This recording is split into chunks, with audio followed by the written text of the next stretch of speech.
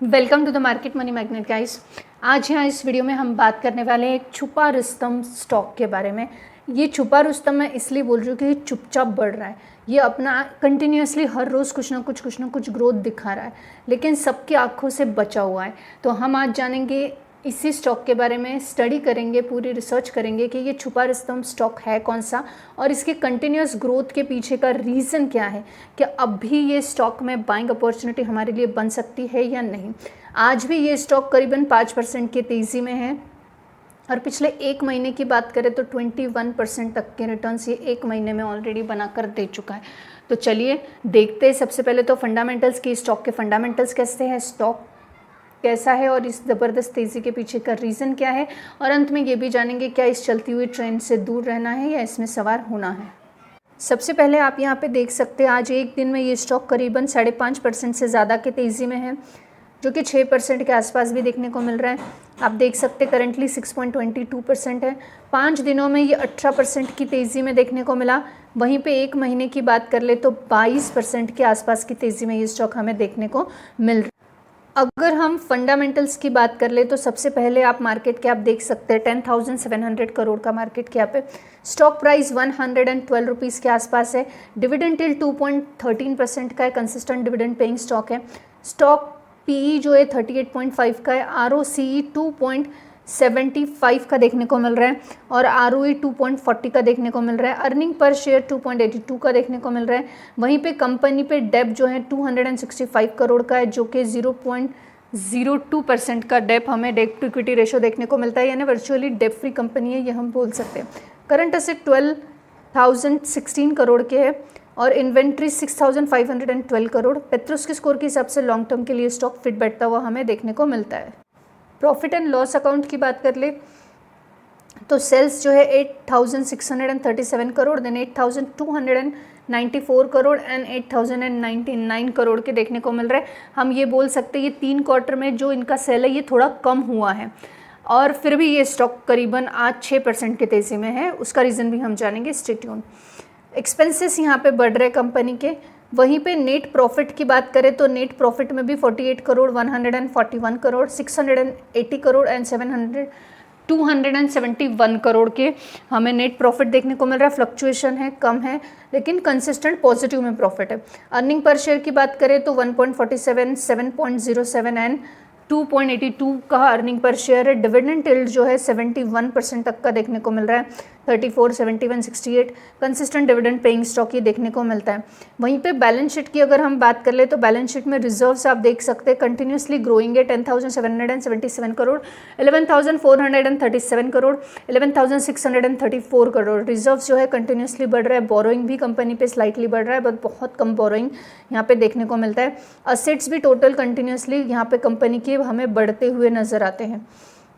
अब most important यानी share holding pattern की बात कर ले तो यहाँ पे प्रमोटर का होल्डिंग सिर्फ 3.99% है, लेकिन एफआईएस का होल्डिंग कंटिन्यूसली बढ़ रहा है कंपनी पे और करंटली 25.33% का हमें एफआई का होल्डिंग देखने को मिल रहा है। वहीं पे डीआईएस का होल्डिंग भी 10.79% यानी करीबन 35-36% के हमें इंस्टीट्यूशनल इन्वेस्टर्स स्टॉक में देखने को मिल रहे हैं। गवर्नमेंट 0.11% है और वहीं पे पब्लिक जो है 59.78% तक देखने को मिल रही है। अब अगर हम बात करें कि स्टॉक है कौन सा और करता क्या है, तो ये स्टॉक है जी एंटरटेनमेंट एंटरप्राइजेस लिमिटेड, जो कि ब्रॉडकास्टिंग से रिलेटेड है। हम जानते हैं ये जी के चैनल चलते हैं। तो जी का ये जो स्टॉक है आज इसमें इतनी तेज़ी पिछले एक महीने से क्यों है, अगर रफली इसके ऊपर हम बात करें तो सबसे बड़ा और मेजर रीज़न जो ये पूरा महीना इसको अफेक्ट करता हुआ हमें देखने को मिला है वो है FIFA world cup 2026 deal.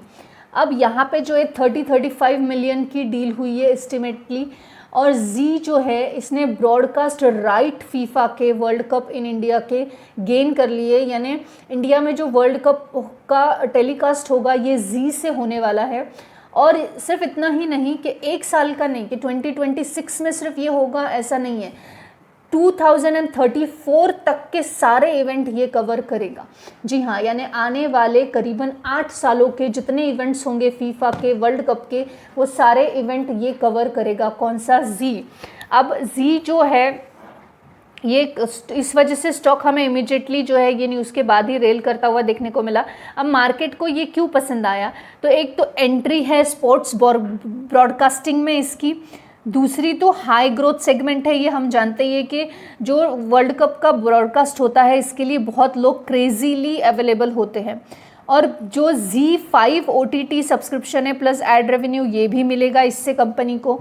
Long term visible अगर देखें तो 8 से 10 साल कंसिस्टेंट पाइपलाइंस इसमें देखने को मिल रही है। और ये स्ट्रॉन्गेस्ट रिसेंट रेल के पीछे का ट्रिगर पॉइंट रहा है, जो कि मई जून के बिटवीन हमें फीफा वर्ल्ड कप का जो इनका टारगेट बना है, इनका जो कॉन्ट्रैक्ट बना है 30-35 मिलियन का, वो हमें देखने को मिल रहा है। शॉर्ट टर्म मोमेंटम लास्ट कुछ वीक से ये भी है, स्टॉक जो है करीबन 21% की तेज़ी में हमें देखने को मिल रहा है लास्ट 5 दिनों में।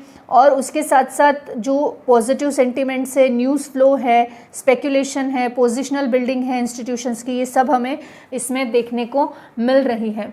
न्यू स्पोर्ट्स चैनल लॉन्च कर रहे हैं ये भी एक बहुत ही बढ़िया बात है, क्योंकि आने वाले 8 सालों के लिए कॉन्ट्रैक्ट इनके पास है। लीडरशिप ओवीएल जो है जी का, ये भी हमें देखने को मिल रहा है। टर्न अराउंड स्टोरी की बात की जाए तो डिजिटल बिजनेस में इम्प्रूवमेंट है Z5 के। कंपनी जो है ये ब्रोकन डिजिटल सेगमेंट में है, फोकस कर रही है प्रॉफिटेबिलिटी पे, सिर्फ ग्रोथ पे नहीं। और cost cutting plus strategy reset जो है ये भी देखने को मिल रहा है। कुछ जो सोनी मर्जर कंपनियां हैं उनमें रिड्यूस कॉस्ट हो रहा है, फोकस जो है ये कोर बिजनेस पे है। इम्प्रूवमेंट हमें मार्जिन के आउटलुक से देखने को मिल रही है, क्योंकि आने वाले 8 सालों का यहाँ पे डील होता हुआ हमें देखने को मिला है। प्रमोटर और फंड इन्फ्लेशन की बात करें तो प्रमोटर जो है 2200 प्लस करोड़ के अप्रोक्सीमेट देखने को मिल रहा है, जो कि स्टेक यहाँ पे कॉन्फिडेंस कंपनी में बढ़ता हुआ देखने को मिल रहा है। और बहुत ज़्यादा बुलिश सिग्नल हमें इन्वेस्टर्स की तरफ इसमें आता हुआ देखने को मिल रहा है। अब जब न्यू रीजनल चैनल ये लॉन्च करेंगे तो ऑब्वियस है स्ट्रॉन्ग फोकस रहेगा रीजनल कंटेंट पे, हाई डिमांड रहेगी इंडिया में, ऑडियंस बेस इंडिया का है, एड रेवेन्यू का पोटेंशियल भी यहाँ पे बढ़ जाएगा। तो बेसिकली एक मिक्स सेंटिमेंट्स के साथ ये न्यूज़ हमें आती हुई देखने को मिल रही है।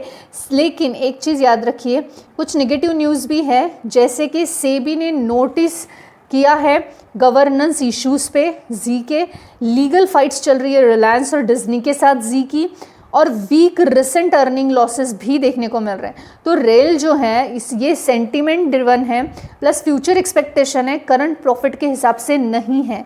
अब यहाँ पे अगर टेक्निकल ब्रेकआउट की बात करें तो under valued prescription plus recovery rail देखने को मिलता है, और ब्रेकआउट मोमेंटम भी बाइंग का अच्छा देखने को मिलता है। अगर एक फाइनल समरी की बात की जाए तो जी में आने वाले इस रेल के पीछे जो है ये कॉम्बिनेशंस ऑफ चीज़ें देखने को मिल रही है। जैसे पहले तो फीफा जो है FIFA फीफा वर्ल्ड कप के राइट्स, जो कि बिगर ट्रिगर साबित हुआ है।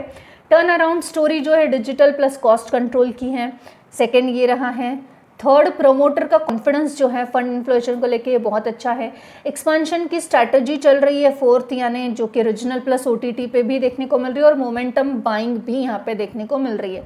लेकिन अभी भी रिस्क फैक्टर बहुत है कंपनी का, और वो ये है कि जो फंडामेंटल्स है वो अभी भी इम्प्रूविंग है, नॉट फुल्ली स्ट्रॉन्ग एट, और कुछ लीगल और गवर्नेंस रिस्क भी बने हुए हैं स्टॉक में।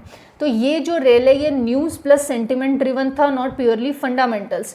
तो एग्जीक्यूशन इंप्रूव होगा अगर मल्टी ईयर अपसाइड पोजिशनल रही, अगर न्यू फेट्स, न्यू जो अर्निंग है ये हमें देखने को मिली, अगर वीक देखने को मिली, शार्पर करेक्शन भी पॉसिबली हो सकता है स्टॉक में।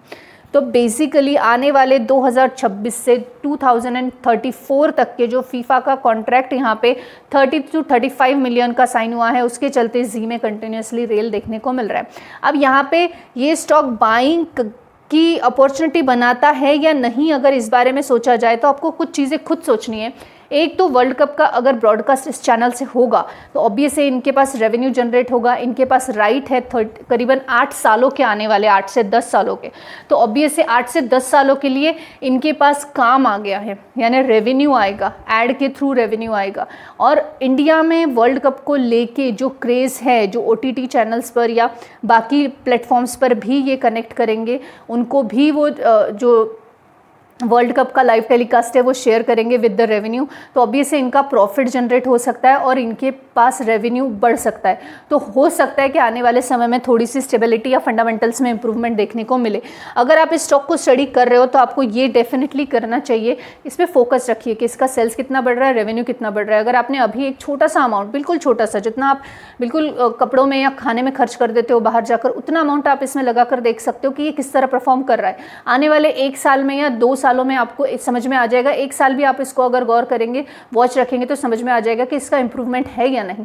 इंप्रूवमेंट है तो आप ऐड ऑन कर सकते हो, नहीं है तो जो लगाया वो भी वापस ले सकते हो। इतना ही अमाउंट लगा के देखना, स्टडी करना कि उतना अमाउंट का अगर आपका नुकसान हो जाए तो आप ये सोचो कि चलो सीसीडी में मैंने कॉफ़ी पी लिया या मैंने कहीं पे लंच कर लिया। This video is only for the educational purpose. I am not giving any recommendation here, neither buy nor sell. I hope this information is informative for you. Thanks for watching.